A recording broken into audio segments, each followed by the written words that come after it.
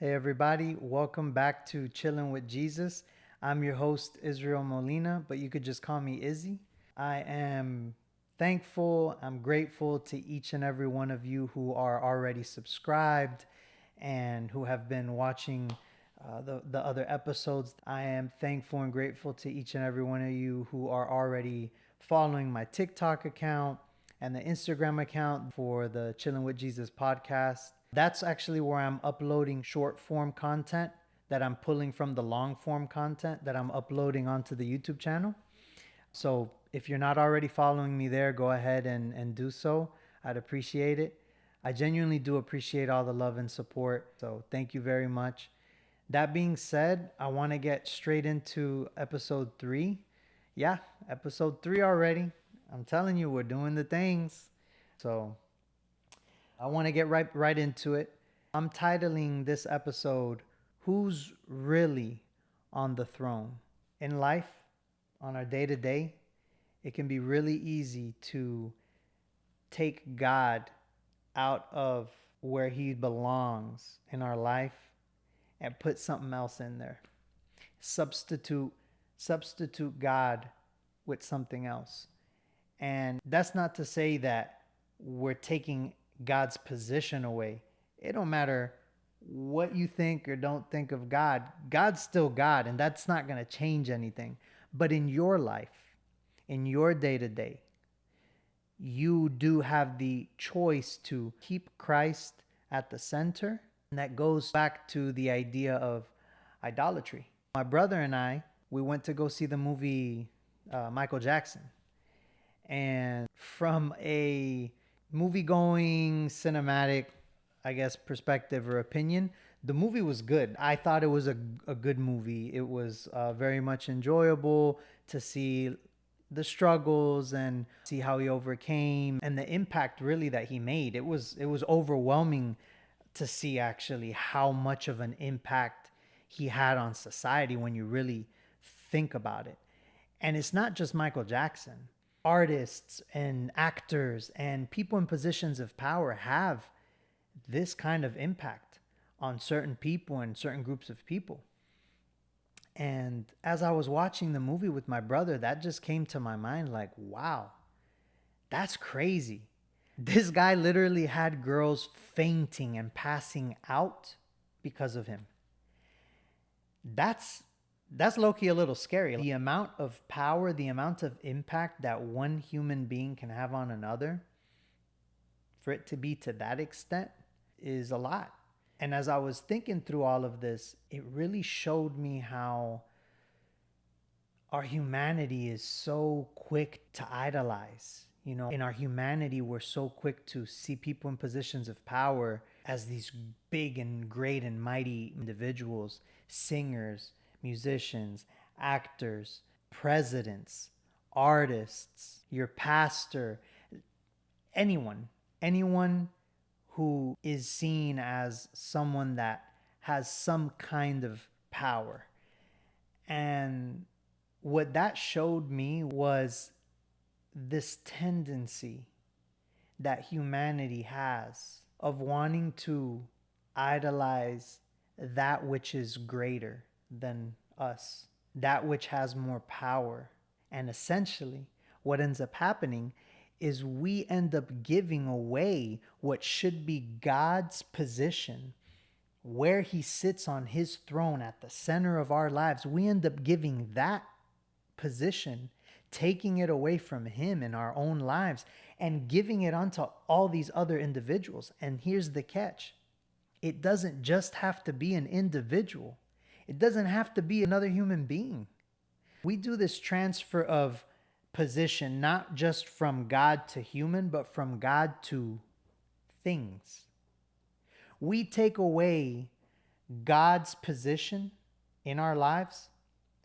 We take away the position that belongs to the Creator and give it to the created.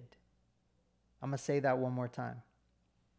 We take away in our lives the position that belongs to God, the Creator, and we give it to the created, to his creation, to things within the creation.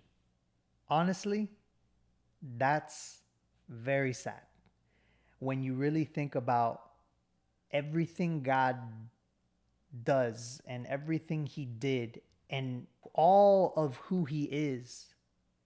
This great God, this powerful God, and then in our own lives, we tend to strip him of his place and we give it to something else or to someone else.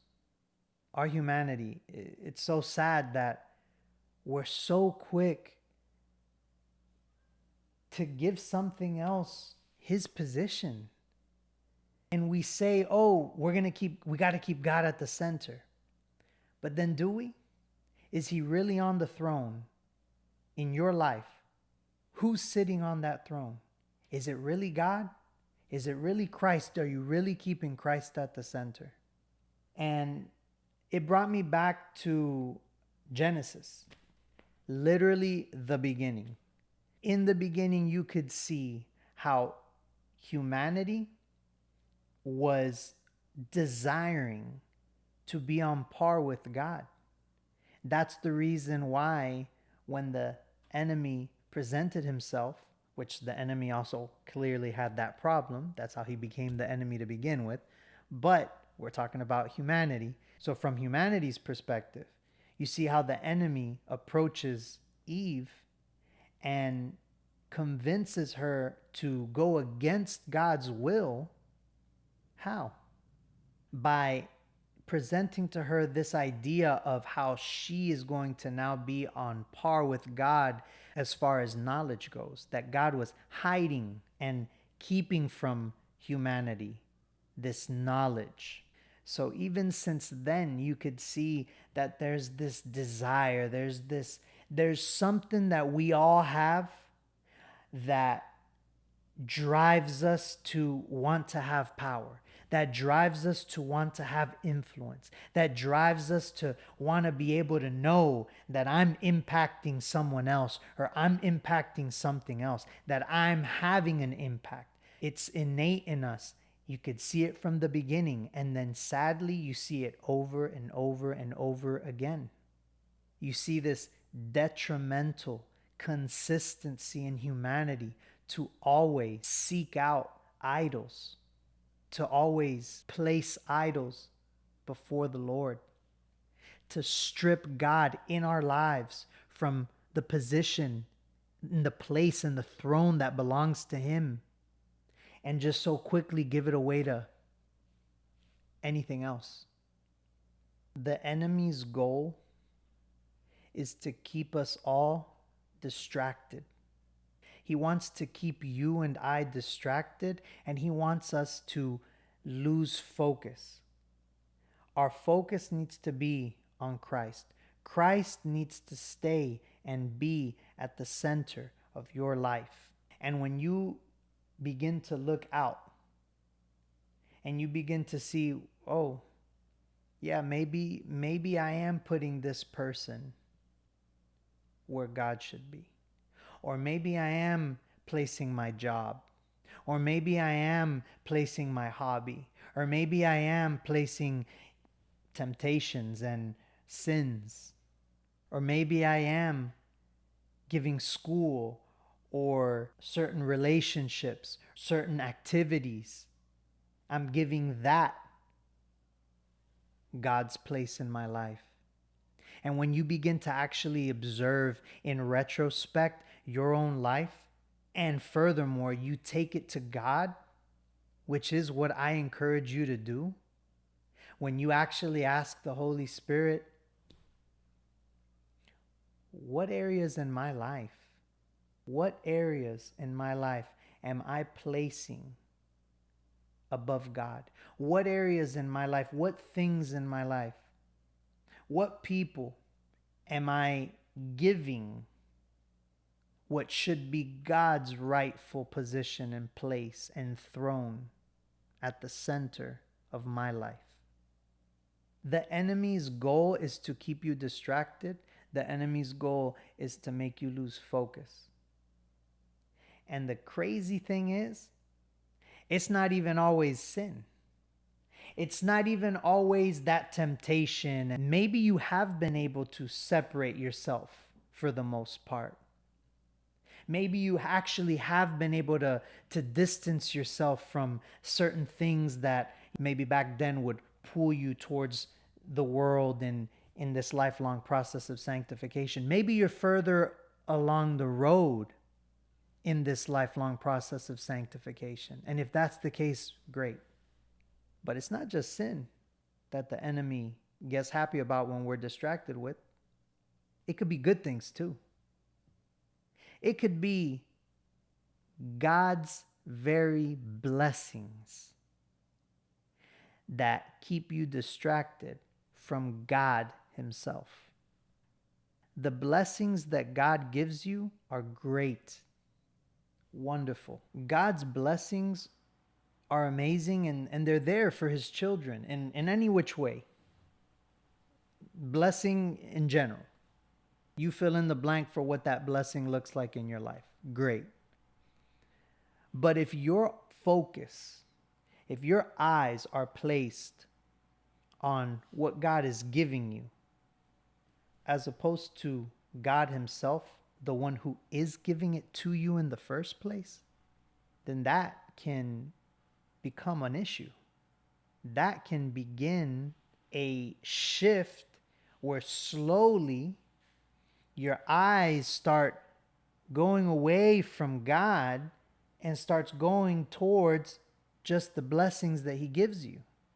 When we look back to humanity and see how there's this constant desire to have power and then to idolize those in places of power, in positions of power.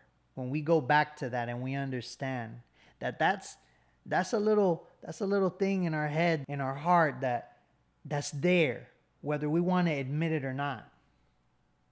And then we're able to see, oh, it's not just with people, it's with things, it's with activities. It's about keeping God at the center.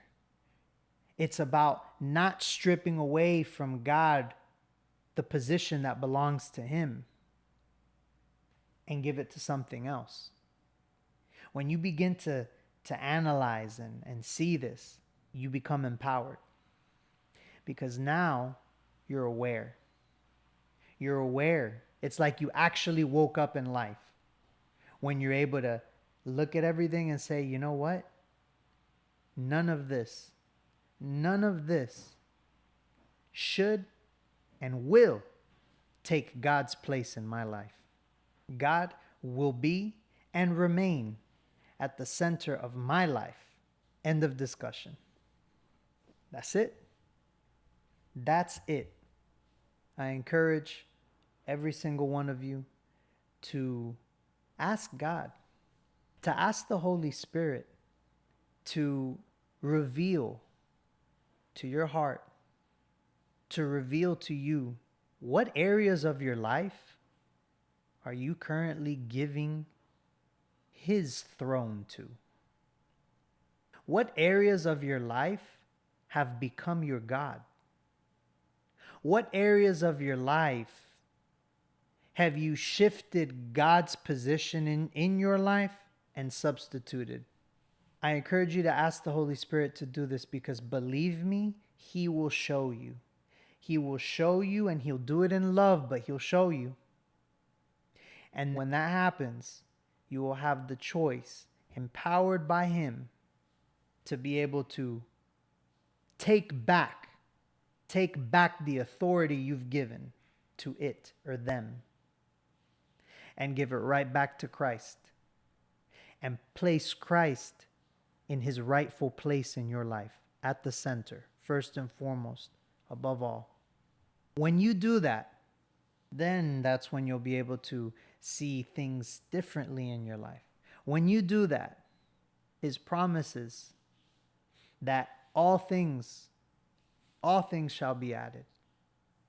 So just keep in mind that whatever it is that in your personal life may be taking God's place, money, work, relationships, your boyfriend, your girlfriend, parents, school, gym, health, stress, fear, anxiety, whatever the case may be, remember that God is above it all.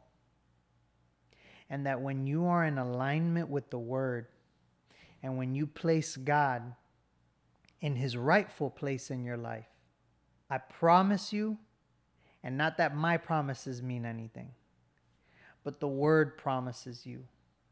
He promises to give you rest. He promises to give you stability. He promises to love on you and extend his grace, his undeserving grace. He promises to give you strength in times of need. He promises to, in the midst of the chaos, in the midst of the storm, give you a peace that surpasses all understanding. Keep Christ at the center because that's where he belongs. But we can't deny that there's benefits to keeping him at the center. It's undeniable. So that is all I have for y'all today. A very short episode. Again, I just really wanted to stress the idea of idolatry, the idea of how in our humanity we desire power, and in having this desire to be powerful and to have impact, we idolize those in positions of power. And not just that, but we also allow for other things, other areas of our lives to take God's place in our life.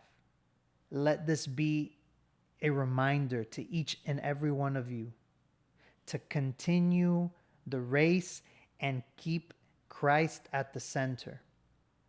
To seek out friends and family and those who can provide wise counsel so that iron can sharpen iron, and so that in moments where you may find yourself taking God's place in your life and giving it unto other things, you can have those accountability partners to call you out in love and tell you, hey, slow the roll.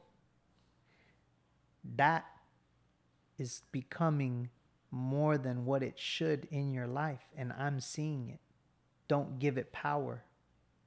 Don't give it the place in your life that belongs to God.